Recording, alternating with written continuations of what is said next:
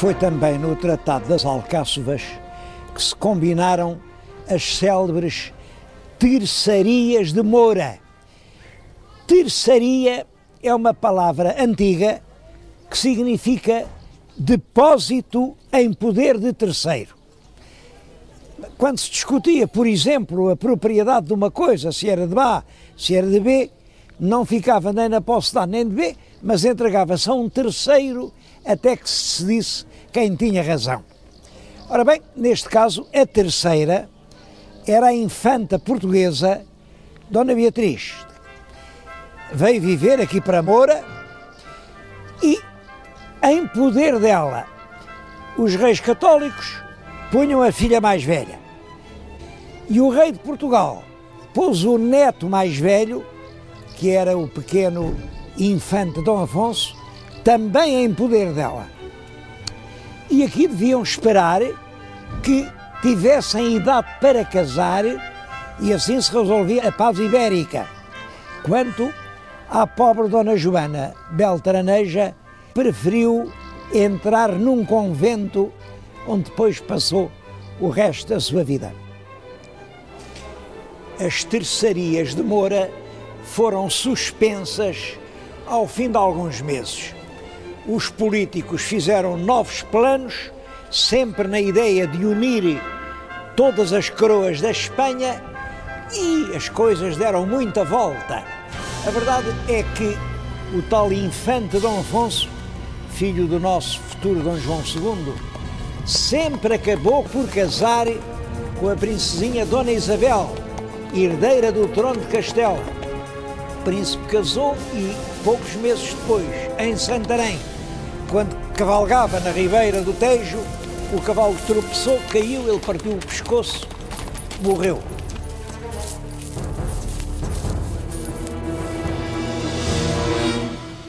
A viúva, que era muito jovem, veio a casar ainda com o nosso rei Dom Manuel. Mas também esse casamento não teve sorte nenhuma. Chegaram a ter um filho, mas a rainha de Portugal morreu do parto desse seu filho, ao qual deram o nome de Dom Miguel da Paz. Mas também esse menino não durou muito. Morreu com 2 anos. Entretanto, os últimos anos do nosso rei Dom Afonso V, que vão desde a paz das Alcáçovas até ao fim da vida, são uns tristes anos. Era um rei que já realmente não reinava.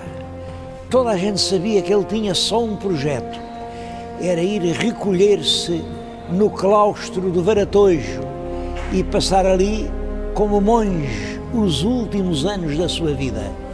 Entretanto, Dom Afonso V vem a Sintra, deve ter entrado aqui debaixo deste arco, vinha com calor, era verão, pediu uma bebida fresca e morreu pouco depois.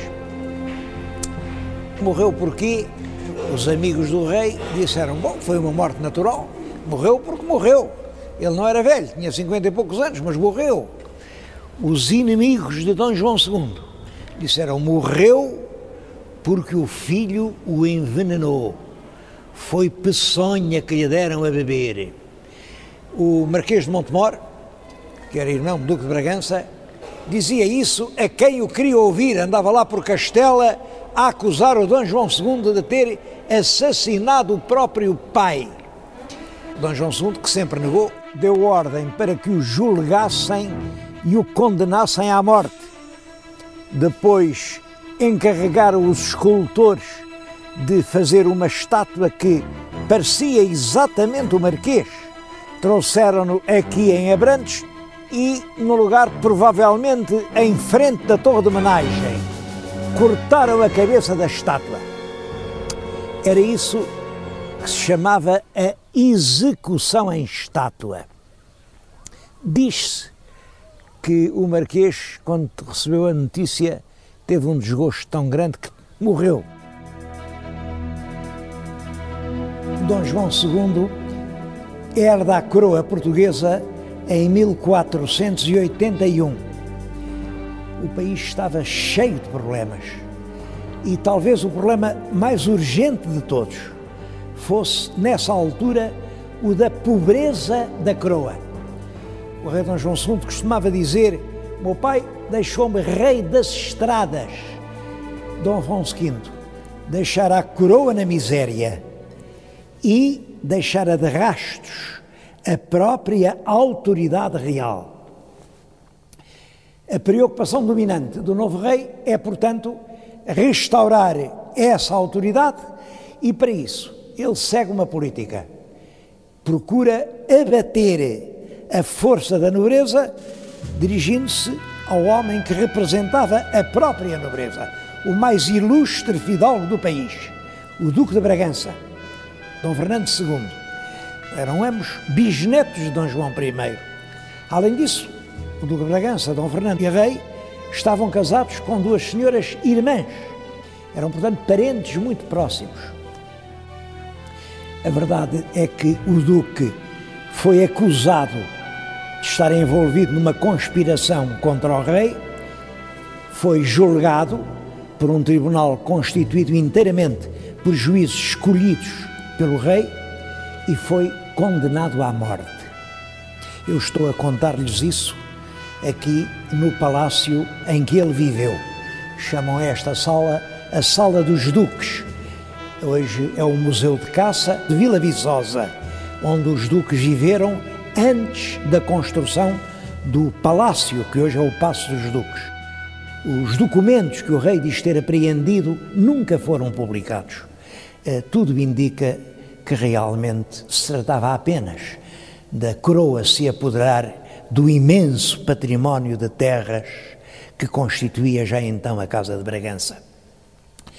O sacerdote que confessou o Duque momentos antes da morte colheu estas últimas palavras que depois publicou. Perguntou-lhe se quer algum recado e o Duque disse-lhe: olhe, diga a ela, rei, meu senhor e meu primo, que terror sem amor não leva a parte nenhuma. O que aconteceu foi que essa execução afrontosa do Duque de Bragança desencadeou uma reação imensa de toda a nobreza portuguesa. E então, sim, houve uma grande conspiração contra o rei. A conspiração foi descoberta a tempo. O Duque de Viseu, Dom Diogo, que era irmão da rainha e era primo direito do rei, e que vivia aqui no Castelo de Palmela, onde eu agora lhe estou a falar, foi chamado ao Paço Real em Setúbal e o rei mandou abater a golpes de punhal o bispo de Évora, Dom Garcia de Menezes, que fazia parte da mais alta nobreza portuguesa, foi metido aqui na cisterna que está debaixo daquela torre e horas depois deu numa dor muito grande e morreu envenenado. Execuções sumárias, prisões, acusações suspeitas, fugas aflitivas de centenas de pessoas encheram o país de terror. Realmente, Dom João II ficou por isso sempre um rei polémico.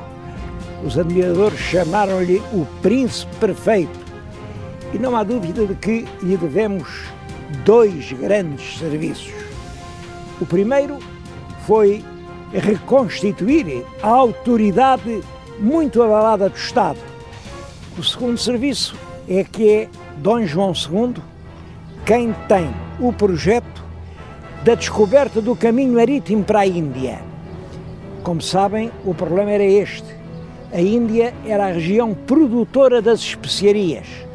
As especiarias vendiam-se na Europa por um elevado preço, mas eram compradas na Índia por mercadores muçulmanos, depois vinham para a Europa através de longas rotas do Golfo Pérsico ou do Mar Vermelho, aí eram embarcadas em navios e iam até aos entrepostos na Itália, e era na Itália que eles eram redistribuídos por toda a Europa, onde chegavam caríssimas. Ora, se fosse possível